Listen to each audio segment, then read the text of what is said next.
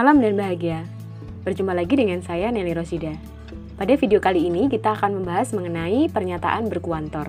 Ada dua ya yang akan dibahas, yaitu ada kuantor universal dan yang kedua adalah kuantor eksistensial, serta nanti juga akan kita bahas mengenai negasi dari kedua kuantor tersebut.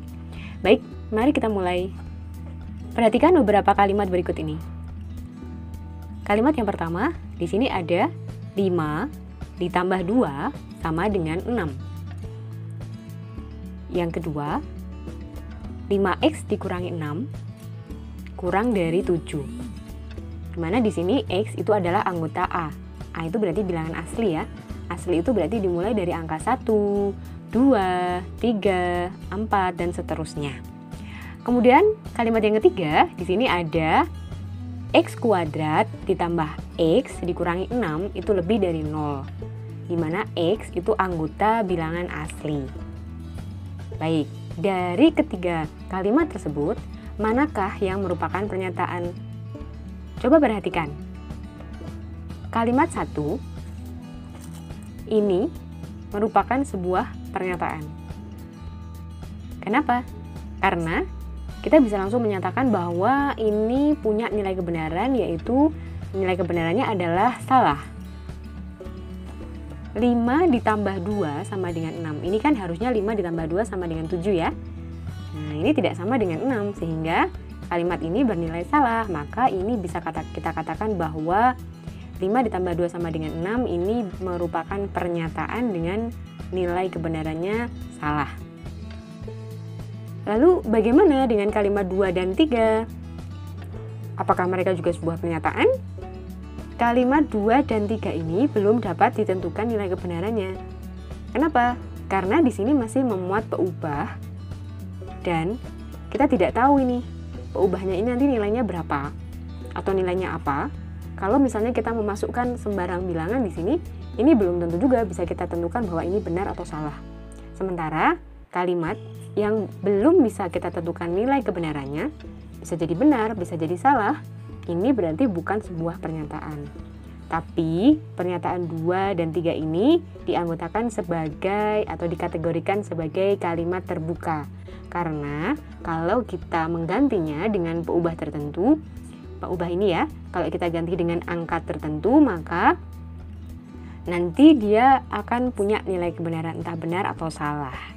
Misalnya nomor 2. Ini 5x dikurangi 6 kurang dari 7. X anggota bilangan asli.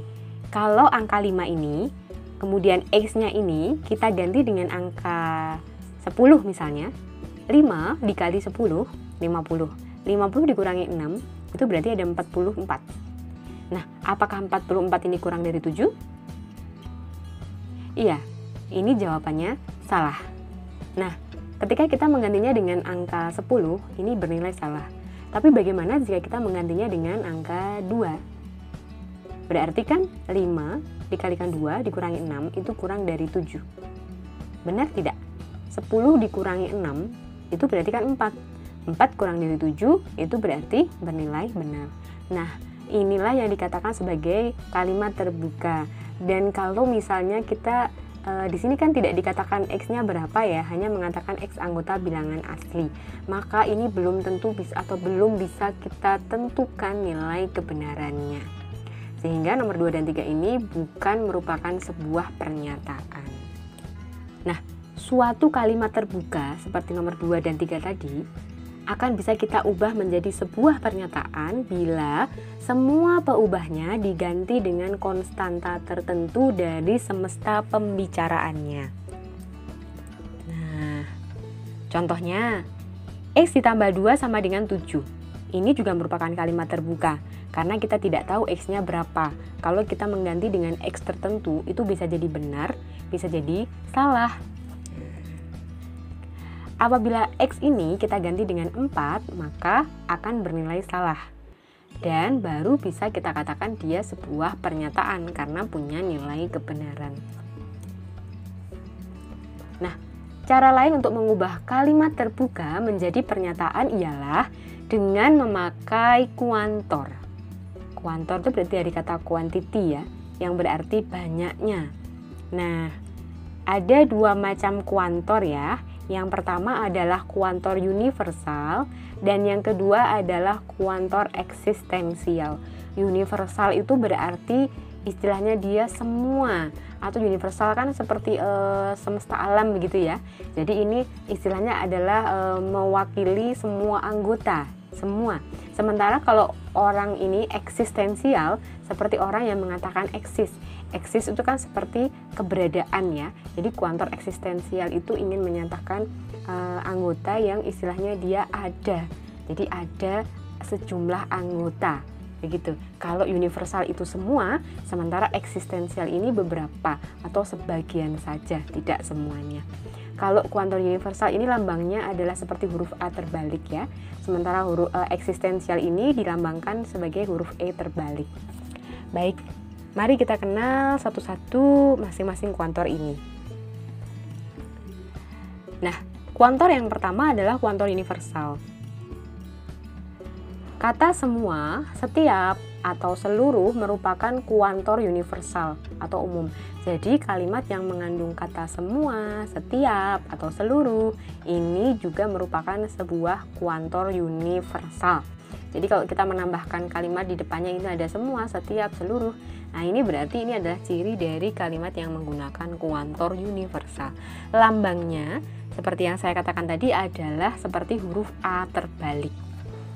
Nah, kita lihat di sini penulisannya biasanya kalau dalam bentuk matematika ya, itu ada bisa kita tuliskan seperti ini.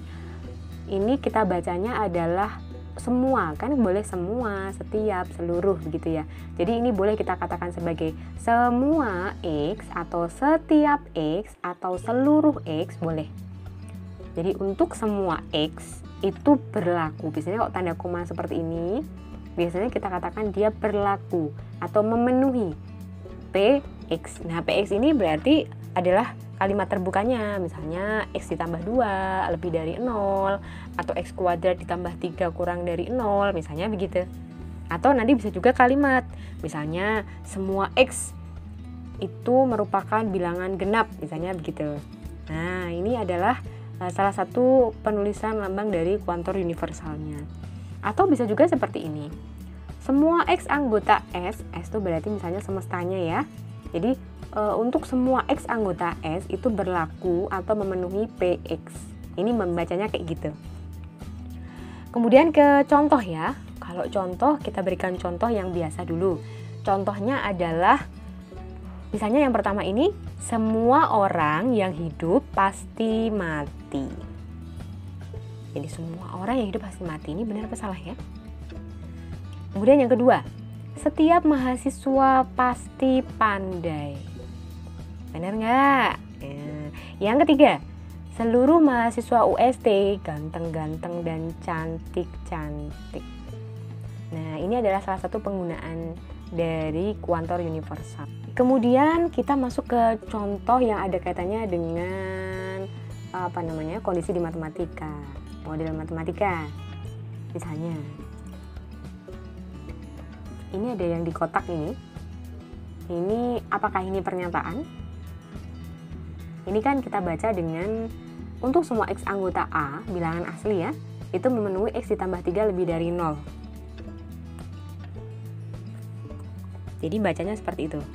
Untuk semua X anggota A atau setiap X anggota A memenuhi atau berlaku X ditambah 3 lebih dari 0. Jadi ketika semua anggota bilangan asli kita masukkan ke sini, itu semuanya lebih dari 0. Benar apa tidak? Nah, di sini kita akan coba.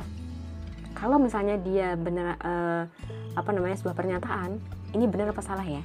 Gitu. Nah, coba kita buktikan bersama ya. Yang pertama adalah kita tulis dulu di sini soalnya.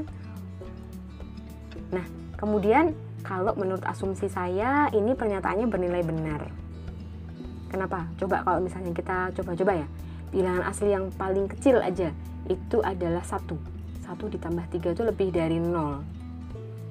Berarti benar dong kalau misalnya nanti bilangannya setelahnya kan pasti lebih besar daripada 1. Nah, sehingga nanti kalau yang paling kecil saja memenuhi, berarti bilangan yang lain pun juga pasti akan memenuhi. Nah, sekarang Untuk pengerjaannya kita pakai semacam pembuktian gitu ya.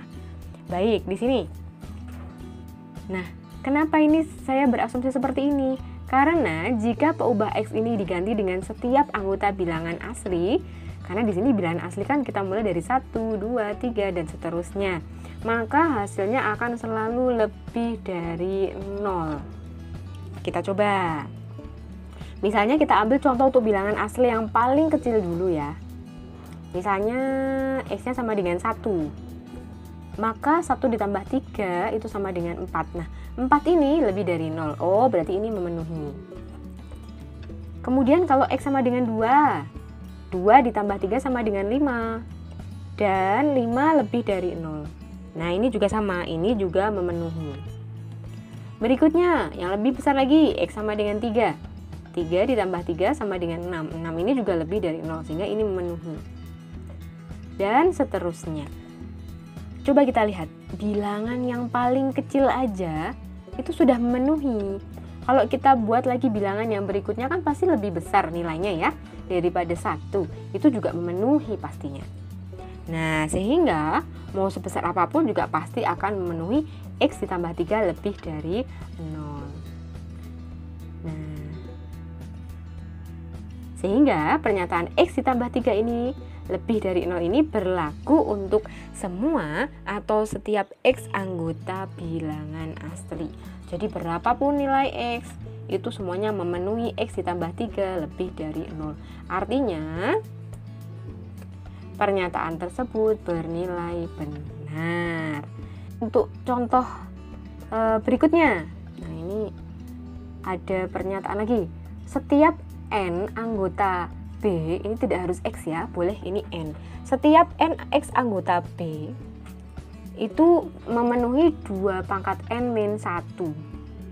Nilai N anggota bilangan bulat, bulat itu berarti mulai dari 0, 1, 2, 3 sama bilangan negatif, itu bilangan bulat. Ini juga merupakan bilangan prima. Kita akan membuktikan bahwa pernyataan tersebut salah dengan cara membuktikan bahwa ada N anggota bilangan bulat yang jika dimasukkan pada pernyataan akan menghasilkan bilangan yang bukan prima. Kita coba satu-satu. Nih. Bilangan bulat kan ada negatif, ada 0, ada positif begitu ya. Baik, kita ambil contoh misalnya negatif dulu deh, negatif 2. Nah, ini 2 pangkat min 2 min 1 itu ketemunya negatif 3/4. Ini bukan prima sehingga tidak memenuhi. Atau N sama dengan min 1, maka hasilnya adalah min setengah. Ini juga bukan prima. Kalau 0 ini tidak memenuhi juga. Kalau N sama dengan 1, nah ini 1. Ini juga bukan prima. Kalau N sama dengan 2. Nah, kalau N sama dengan 2, hasilnya merupakan bilangan prima. Nah, ternyata itu ada yang memenuhi, ada yang tidak. Yang diminta tadi adalah semua, tapi ternyata ada yang tidak memenuhi. Berarti kan tidak semua N anggota bilangan asli atau bilangan bulat memenuhi 2 pangkat N min 1 pasti bilangan prima. Nah, berarti di sini bisa kita katakan bahwa pernyataan ini pasti bernilai salah karena ada N anggota bilangan bulat yang dalam hal ini adalah N sama dengan min 2 atau min 1 atau 0 atau 1 ya. Ini kalian boleh ambil satu saja tidak masalah. Misalnya N sama dengan 0 gitu saja. Ini kalau dimasukkan itu dia bukan merupakan bilangan prima. Sehingga pernyataan tersebut tadi bernilai salah. Nah, coba kalian tentukan ya nilai kebenaran untuk kalimat berikut ini. Apakah ini bernilai benar atau salah? Sampai di sini dulu untuk video yang pertama ini. Nanti video berikutnya kita akan bahas mengenai kuantor eksistensial, kuantor yang kedua. Begitu ya.